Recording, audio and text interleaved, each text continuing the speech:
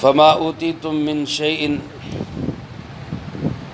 بس جو کچھ تمہیں دیا گیا ہے دنیا کے سامان میں سے، فمتاع الحیات الدنیا، وہ دنیا کی زندگی کی برتنے کی چیز ہے، وما عند اللہ خیر وابقی، اور جو کچھ اللہ کے پاس ہے وہ بہت بہترین ہے اور باقی رہنے والا ہے، للذین آمنوا، ان لوگوں کے لیے جو ایمان لائے، وعلی ربہم یتوکلون، اور وہ اپنے رب پر بھروسہ کرتے رہے، والذین یجتنبون کبائر الاثم، اور وہ لوگ جو بڑے بڑے گناہوں سے بچتے رہے، والفواحش، اور بے حیائی کے کاموں سے بچتے رہے، وَإِذَا مَا غَضِبُوا هُمْ يَغْفِرُونَ، اور وہ لوگ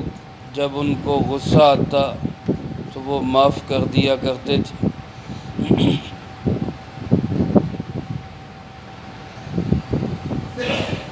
ان آیات مبارکہ میں اللہ رب العالمین نے ایک تو دنیا کی حقیقت بتائی ہے کہ دنیا ہے کیا چیز، اور دوسرا دنیا کے مقابلے میں آخرت کی پائیداری اور مضبوطی اور اس کی اہمیت کو بیان کیا، اور ان لوگوں کی چند صفات کا ذکر کیا جن کو آخرت کے اندر اللہ کی طرف سے نوازا جائے گا، آخرت کے اندر اللہ کے مہمان بنیں گے۔ اللہ مجھے آپ کو بھی ان لوگوں میں شامل فرما دے۔ میرے محترم دوستو، دنیا ایک فانی چیز ہے، عارضی چیز ہے، ناپائیدار ہے، یہاں کی خوشی بھی عارضی، یہاں کا غم بھی عارضی، یہاں کی صحت بھی عارضی، یہاں کی بیماری بھی عارضی، یہاں اگر کوئی شخص جوان ہے تو وہ بھی چند دن کے لیے ہے، یہاں کوئی شخص اگر بیمار ہے وہ بھی چند دن کے لیے ہے، یہاں کسی کو دوام نہیں، بادشاہ، فقیر، امیر، غریب، کوئی شہر کا رہنے والا، کوئی دیہاتی، کوئی پڑھا لکھا، کوئی ان پڑھ، یہ سب عارضی چیزیں ہیں۔ ادھر آنکھ بند ہوئی، ادھر سانس کی ڈوری ٹوٹی تو دکھی کا دکھ بھی ختم اور سکھی کا سکھ بھی ختم۔ کچے مکان رہنے والے کا ٹھکانہ بھی قبر ہے، اور محل اور بنگلوں میں رہنے والے کا ٹھکانہ بھی قبر ہے۔ لباس بھی بدل گیا، ٹھکانہ بھی بدل گیا، نام بھی بدل گیا۔ دنیا کے اندر انسان جتنی بھی تگ و دو اور محنت کرتا ہے وہ اسی کے لیے کرتا ہے کہ میرا نام اونچا ہو جائے، میرا گھر اچھا بن جائے، میرا لباس اچھا ہو جائے۔ بندہ جب مرتا ہے تو نام ختم ہو گیا، اب کوئی نہیں کہتا کہ حضرت صاحب، مولانا صاحب، مفتی صاحب، یا کوئی جناب افسر ہے تو کوئی جناب امیر و کبیر ہے، صدر وزیر ہے۔ نام کیا بن جاتا ہے؟ میت۔ میت۔ اب ہر ایک کو کیا کہا جائے گا کہ جناب میت تیار ہو گئی، میت کو لے جایا جا رہا ہے، میت کو غسل دیا جا رہا ہے، اب میت تیار ہے، اب اس کا جنازہ پڑھا جا رہا ہے۔ اب وہ یہاں یہ نہیں کہا جائے گا کہ جناب یہ میجر صاحب، یہ ایس ایچ او صاحب، یہ تھانے دار صاحب، یہ وزیر اعظم صاحب ہے، یہ چودھری صاحب ہے، بلکہ یہی کہا جائے گا کہ جناب یہ میت ہے۔ نام بھی بدل گیا۔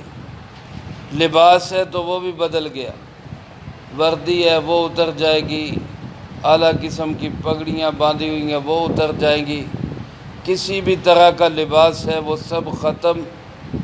2 چادریں 3 چادروں کے اندر انسان کو کفن دے دیا جائے، اور مکان بھی بدل گیا، ٹھکانہ بدل گیا، اب وہ کیا ہے؟ وہ قبر ہے۔ اللہ پاک نے اسی حقیقت کو بیان کرتے ہوئے فرمایا فما اوتیتم من شیء، فرمایا دنیا میں تمہیں جو کچھ بھی ملا، جو کچھ بھی، انہیں کتنے عموم کے ساتھ فرمایا من شیء، کچھ بھی۔ اب یہ اس کچھ کے اندر سارا ہی داخل ہے، کوئی زمیندار ہے، کوئی سرمایہ دار ہے، کوئی سونوں کا مالک ہے، کوئی ہیروں کا مالک ہے، کوئی جواہرات کا مالک ہے، کسی کے پاس محلات ہیں، بنگلے ہیں، کوٹھیاں ہیں، گاڑیاں ہیں، کسی بھی چیز کو فرمایا ما اوتیتم من شیء، جو کچھ بھی تمہیں دیا جاتا ہے فمتاع الحیات الدنیا، یہ دنیا کی زندگی کا متاع ہے۔ متاع کس کو کہتے ہیں؟ علماء فرماتے ہیں برتنے کی چیز، استعمال کی چیز جس سے دل نہیں لگایا جا سکتا۔ جیسے ایک ٹیشو پیپر ہوتا ہے، ٹیشو پیپر ایک استعمال کی چیز ہے، اب اس سے کوئی بندہ دل نہیں لگاتا، یہ نہیں ٹیشو پیپر کو سنبھال کے رکھنا ہے، اس کی قدر کرنی ہے، بلکہ اس کو کیا کرتا ہے جی استعمال کیا اور اس کے بعد ردی کی ٹوکری میں پھینک دی۔ اللہ پاک فرماتے ساری دنیا کی یہی حقیقت ہے۔ بعض علماء نے لکھا ہے کہ متاع، یہ جو برتن مانجنے والی کوچی ہوتی ہے، اس کوچی کو متاع کہا جاتا ہے۔ اب بتاؤ اس برتن مانجنے والی کوچی سے کون دل لگائے گا؟ اللہ پاک فرماتے یہ ساری دنیا یہی ہے۔ جیسے کسی نے کہا نا کہ جگہ جی لگانے کی دنیا نہیں ہے، یہ عبرت کی جا ہے، تماشا نہیں ہے۔ یہاں کوئی ایسی چیز نہیں جہاں بندہ کہے کہ جی میں نے دل لگانا ہے۔ اللہ پاک اس کو بنانے والا اللہ، دنیا کو پیدا کرنے والا اللہ، بنانے والا کہہ رہا ہے کہ یہ نہیں، پائیدار نہیں ہے، یہ ناقص ہے۔ اب ایمانداری سے بتائیں، آج کسی فیکٹری میں جائیں، کسی دکان پہ جائیں، کسی جگہ خریداری کے لیے جائیں، اور جس نے چیز بنائی ہو وہ بنانے والا کہے کہ جی یہ ناقص ہے چیز، تو کوئی ہے سمجھدار انسان جو کہے نہیں میں نے ناقص ہی دے ہو۔ بندہ کیا کہے گا کہ یار جب بنانے والا کہہ رہا ہے یہ ناقص ہے تو اس کو چھوڑو، کوئی صحیح چیز لو۔ تو یہاں دنیا کو بنانے والا اللہ کہہ رہا ہے کہ اس کی کوئی حقیقت نہیں، ناپائیدار ہے، عارضی ہے، چند روزہ ہے، یہ ختم ہو جانے والی ہے، اس کی حقیقت سوائے ایک برتنے کی چیز کے، استعمال کی چیز کے اور کچھ نہیں۔ اور اس کے مقابلے میں کیا فرمایا؟ وما عند اللہ، جو کچھ اللہ کے پاس ہے، جو کچھ اللہ کے پاس ہے۔ اور اللہ کے پاس کیا ہے؟ الیہ یصعد الکلم الطیب والعمل الصالح، ہم یہاں سے جو اچھا کلمہ بولتے ہیں، جو نیک عمل کرتے ہیں، یہ اللہ کے پاس پہنچتا ہے، یہ اللہ کے پاس ہے۔ ما عندکم ینفد، جو تم اپنے پاس رکھو گے وہ فنا ہو جائے گا، وما عند اللہ باق، اور جو اللہ کے پاس جمع کروا دو گے وہ ہمیشہ باقی رہے گا۔ ایک آدمی کا وہ مال ہے جو وہ اپنے پاس رکھتا ہے، جو جمع کر کر کے رکھتا ہے، یہ جو جمع کر کر کے رکھتا ہے یہ انسان کا مال نہیں ہے۔ میرے محترم دوستو، معذرت کے ساتھ عرض کر رہا ہوں، جتنا میرے پاس یا آپ کے پاس ہماری جیبوں میں، ہماری الماریوں میں، ہمارے لاکرز میں جمع سٹور ہے، یہ ہمارا نہیں ہے۔ ہماری سانس ٹوٹنے کی دیر ہے، یہ ورثاء لے جائیں گے۔ ہمارا کون سا ہے؟ ہمارا وہ ہے جس کو ہم اللہ کے پاس جمع کروا دیں۔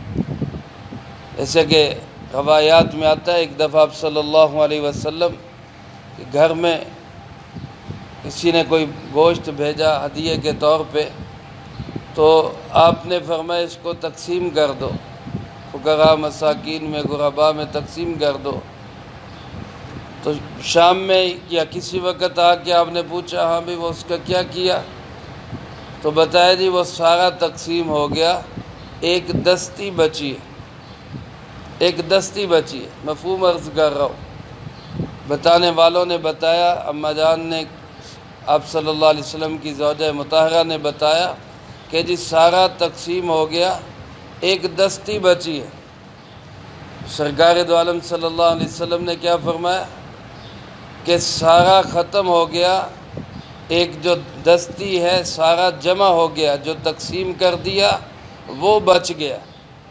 وہ ہمارا بچ گیا، جو دستی رہ گئی ہے یہ تو فنا ہو گئی، یعنی یہ تو ہم کھائیں گے تو ختم ہو جائے گی۔ جو ہم نے فقراء مساکین غرباء پہ خرچ کر دیا یہ خرچ نہیں ہوا، یہ بچ گیا، یہ ہمارا جمع ہو گیا۔ یہ یقین اللہ پاک ہمیں دلانا چاہتے ہیں کہ جو کچھ تمہارے پاس ہے، تمہارے ہاتھوں میں ہے، اس کی کوئی حقیقت نہیں ہے، اور جو تم اللہ کی راہ میں خرچ کر دو گے، اللہ کے پاس جمع کروا دو گے، خیر و ابقا، وہ بہترین بھی ہے، وہ باقی رہنے والا بھی۔ یہاں دنیا کے اندر انسان کا محل، بنگلہ، کوٹھی، کار، گاڑی، پیسہ، روپیہ، سونا، چاندی، ساز و سامان، سب کچھ عارضی ہے۔ اس سے کہیں بہتر، کہیں اعلیٰ، کہیں کوالٹی والا، کہیں برانڈڈ اللہ پاک نے اپنے پاس تیار کر رکھا ہے۔ مزے مزے کے کھانے، اعلیٰ قسم کے لباس اور بہترین قسم کے محلات، لمبی چوڑی جاگیریں، باغات اور جناب بڑی بڑے مزے کی چیزیں، یہ سب اللہ نے اپنے پاس تیار کر رکھی ہیں، اور اللہ فرماتے ہیں یہ دنیا کی چیزوں سے خیرن، بڑی بہترین ہے، بڑی بہترین ہے، یعنی دنیا کی چیزوں سے کوالٹی میں بھی اعلیٰ ہے، اور پھر وَأَبْقَا، باقی رہنے والی بھی، مضبوط اور ٹھوس چیزیں، کبھی نہ ختم ہونے والی۔ جنت کے اندر اللہ ہم سب کو جگہ نصیب فرمائے، وہاں پہ جو صحت ہوگی اس پہ بیماری کی کوئی پرچھائی نہیں ہوگی، وہاں جو جوانی اللہ دے گے اس کے اوپر بڑھاپے کا کوئی سایہ نہیں ہوگا، وہاں جو زندگی ملے گی اس کے ساتھ موت کا کوئی کانٹا لگا ہوا نہیں ہوگا، وہاں جو نعمتیں اللہ پاک عطا کریں گے ان کے چھن جانے کا کبھی خوف نہیں ہوگا۔ اعلان کیا جائے گا ان لکم ان تصحوا فلا تسقموا ابدا، اب ہمیشہ ہمیشہ صحت مند رہو، کبھی بیماری نہیں آئے گی۔ ان لکم ان تشبوا فلا تحرموا ابدا، ہمیشہ جوان رہو، کبھی بڑھاپا نہیں آئے گا۔ ان لکم ان تحیوا فلا تموتوا ابدا، اب ہمیشہ ہمیشہ زندہ رہو، کبھی موت نہیں آئے گی۔ اعلان کیا جائے گا کہ ہمیشہ نعمتوں میں رہو، کبھی تم سے نعمتیں چھینی نہیں جائیں گی۔ اللہ پاک فرماتے کہ دنیا اور آخرت کا کوئی مقابلہ ہی نہیں، دنیا فانی، ختم ہو جانے والی، مٹ جانے والی، اور آخرت تو ہمیشہ ہمیشہ باقی رہنے والی، جو کبھی ختم نہیں ہوگی۔ اور آخرت یہ ملے گی کن کو؟ فرمایا للذین آمنوا، اس کے لیے پہلی شرط یہ ہے وہ لوگ آخرت کے مستحق اور حقدار ہوں گے، نعمتوں کے صحیح امیدوار ہوں گے، اللہ رب العالمین کی طرف سے ان کو نوازا جائے گا جن کے اندر پہلی صفت یہ ہو کہ وہ ایمان والے ہوں۔ للذین آمنوا، ایمان کے بغیر میرے بھائیو جنت میں داخلہ نہیں ہو سکتا۔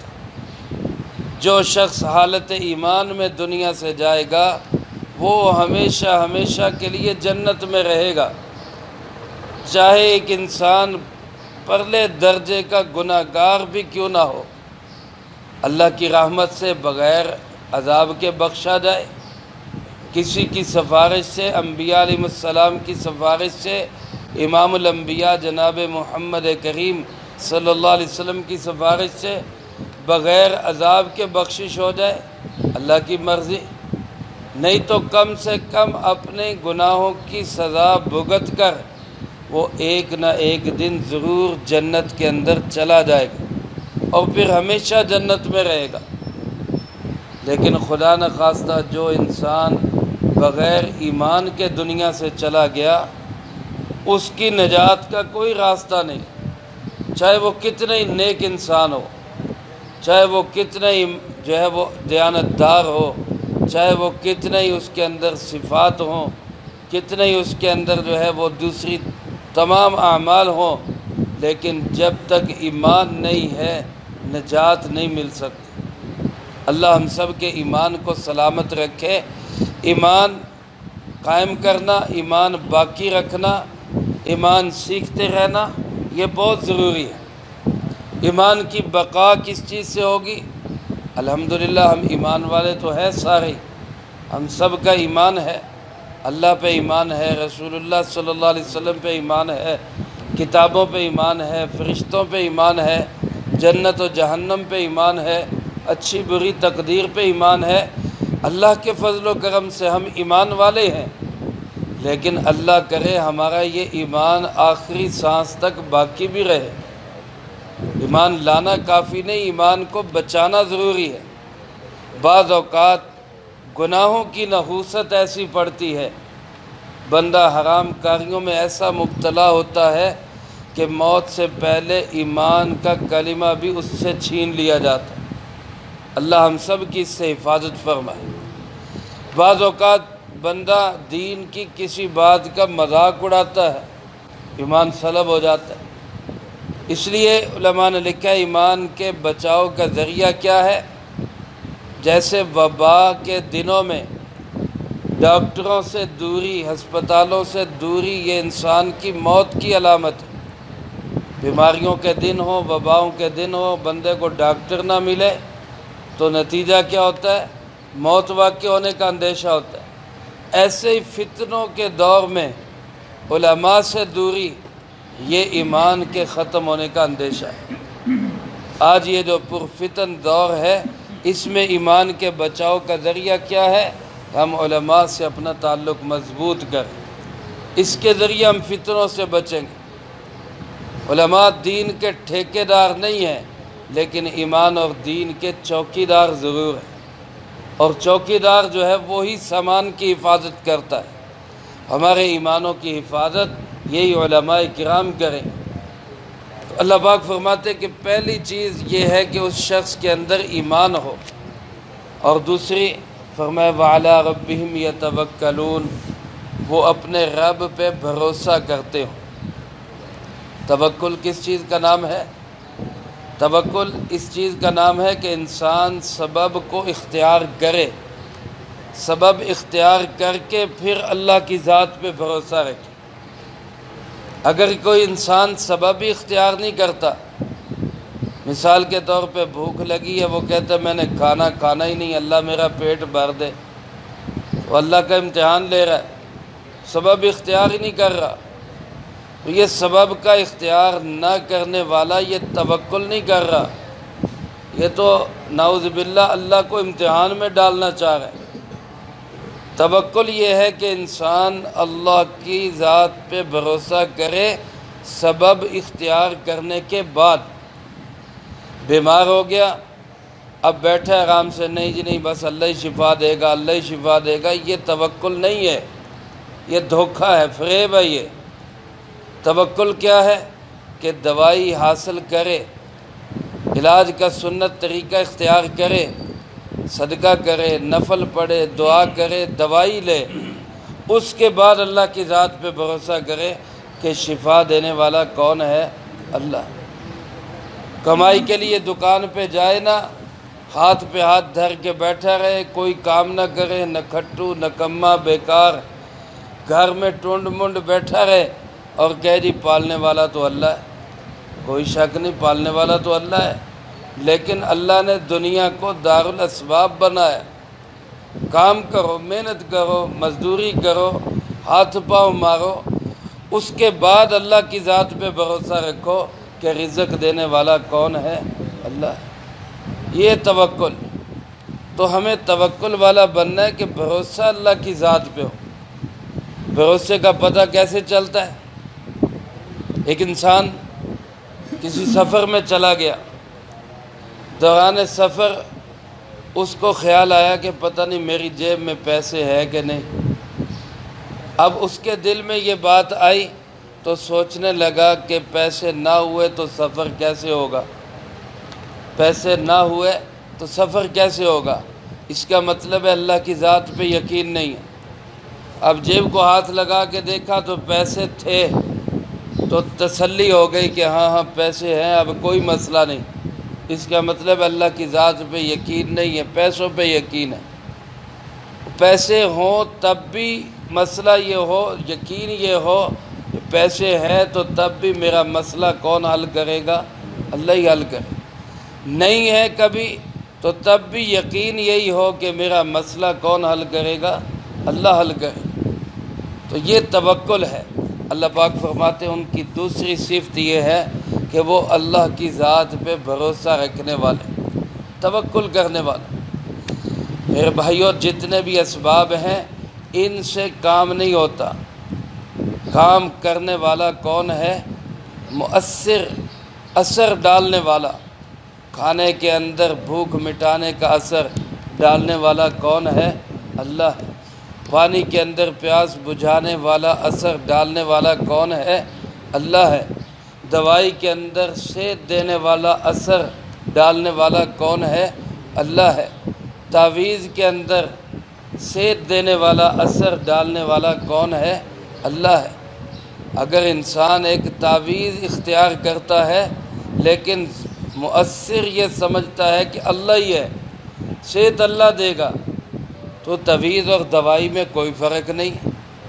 شرط یہ کہ تعویذ میں کوئی کفری یا شرکیہ کلمات نہ لکھے ہوں، دعائیں ہوں، قرآن کی آیات ہوں، تو وہ ایک علاج ہے، ایک دوائی ہے. لیکن اگر کوئی شخص یہ سمجھتا ہے کہ بس تعویذ ایسا ہے کہ اللہ چاہے نہ چاہے کام کر کے رہے گا، یہ بات غلط ہے، یہ شرکیہ صورت ہے. یہ پہلے زمانوں میں مشرکوں کا یہی عقیدہ ہوتا تھا. وہ دھاگے، تعویذ اسی عقیدے سے لٹکایا کرتے تھے. اگر آج کسی کا یہ عقیدہ ہو تو یہ انسان شرک کرنے والا ہے. اس کا تعویذ لٹکانا ٹھیک نہیں ہوگا، کیونکہ یہ یقین رکھ رہا ہے تعویذ پہ. اس کا دوائی لینا بھی ٹھیک نہیں ہوگا، یہ یقین رکھ رہا ہے دوائی کے اوپر. توکل یہ ہے کہ یہ دوائی استعمال کرے یا یہ تعویذ استعمال کرے یا یہ کھانا استعمال کرے یا روپیہ پیسہ استعمال کرے، لیکن بھروسہ کس پہ رکھے؟ اللہ کی ذات پہ رکھے. مسئلہ کون حل کرے گا؟ اللہ حل کرے. تیسری صفت اللہ پاک نے یہ بیان فرمائی، والذین یجتنبون کبائر الاسم. جنت کے وارث اور حقدار اور آخرت کے اندر اللہ کی رحمت کے مستحق وہ لوگ ہوں گے کہ جو بڑے بڑے گناہوں سے بچتے ہوں، اور ساتھ اس کے فرمائے فواحش، بے حیائی سے بچتے ہوں. بے حیائی بھی بڑا گناہ ہے، لیکن اس کو الگ بیان کیا اس کی مزید شناعت اور قباحت بیان کرنے کے لیے کہ بے حیائی تو عام گناہوں سے بھی بڑا گناہ، اس لیے خاص طور پہ اس سے بچیں. تو بڑے گناہ جتنے بھی ہیں، بعض بڑے گناہوں کو رسول اللہ صلی اللہ علیہ وسلم نے شمار کروایا: شرک کرنا، چوری کرنا، زنا کرنا، جھوٹ بولنا، سود کھانا، جادو کرنا. اسی طرح میدان جنگ سے کافروں کے مقابلے سے بھاگ جانا، ان کو آپ نے بڑے بڑے گناہ شمار کیا. ماں باپ کی نافرمانی، قتل ناحق، یہ سب بڑے گناہ. کسی کا مال دبا لینا، کسی کا حق دبا لینا، یہ بڑے گناہ ان کو شامل کیا گیا. اور میرے بھائیوں، گناہ تو گناہ ہی ہوتا ہے. یہ صغیرہ کبیرہ کی تقسیم جو ہے، یہ تو صرف تسلی دینے والی بات ہے، سمجھانے والی بات ہے. ورنہ کوئی عقل مند انسان ایسا نہیں ہوگا کہ جو آگ کے بڑے انگارے سے تو بچے کہ یہ نقصان دیتی ہے، اور چھوٹی چنگاری کو وہ اپنے سوٹ کیس میں رکھ لے کہ اس سے کیا ہوگا. تو چھوٹی چنگاری بھی آگ بھڑکا دے گی، بڑا انگارہ بھی آگ بھڑکا دے. گناہ چھوٹا ہو یا بڑا ہو، انسان کو مروانے کے لیے کوئی بھی کافی ہو سکتا ہے. یہ تو صرف سمجھانے کے لیے ہے کہ بڑے بڑے سے بچے گا تو اللہ چھوٹے چھوٹے معاف کر دے گا. تو کم از کم بڑے بڑے بے حیائی کے کام، گناہوں کے کام، فواحش اور منکرات، ان سے بچتا ہو. آخرت کا امیدوار اور مستحق یہ آدمی ہوگا. اور چوتھی صفت ان کی یہ بیان فرمائی، وَإِذَا مَا غَضِبُوا هُمْ يَغْفِرُونَ. جب غصہ آتا ہے تو وہ معاف کر دیتے. اب یہ میں اور آپ، ہم اچھے خاصے نمازی، پرہیزی، دیندار، ہم سب ذرا اس پہ غور کریں، اس میں ہماری کیفیت کیا ہوتی ہے، ہمارا غصے کی حالت میں برتاؤ کیسا ہوتا ہے. جب ہمیں غصہ آتا ہے تو ہم کیا کرتے ہیں؟ میں کیا کرتا ہوں؟ جبکہ قرآن نے جنت کے وارث اور مستحق ان لوگوں کو فرمایا جو غصے کی حالت میں معاف کر دیتے ہیں۔ بعض اوقات بندہ آتا ہے وہ کہتا ہے یار میں غصے میں تھا اس لیے مجھ سے سخت بات کہی گئی۔ بھائی سخت بات تو بندہ کہتے ہی غصے میں، بغیر غصے کے کب سخت بات کہتا ہے؟ تو اصل قوت اور طاقت تو یہی ہے کہ انسان غصے کی حالت میں بھی اپنے آپ پہ کنٹرول رکھے۔ جیسا کہ فرمایا پہلوان وہ نہیں جو دشمن کو پچھاڑ دے، پہلوان وہ ہے جو غصے کی حالت میں خود پہ قابو رکھے۔ تو اللہ پاک نے بھی جنت کے مستحق انہی لوگوں کو فرمایا جو غصے کی حالت میں معاف کر دینے والے لوگ۔ اللہ مجھے آپ کو سب کو یہ صفات نصیب فرمائے۔ یہ 4 صفات آج کے درس میں بیان ہوئی، آگے مزید صفات اللہ پاک نے بیان فرمائی، وہ انشاءاللہ اگلے درس میں آئیں گی۔ اللہ پاک سے دعا ہے اللہ مجھے آپ کو یہ ساری صفات نصیب فرمائے اور ہمیں جنت کا مستحق بنا۔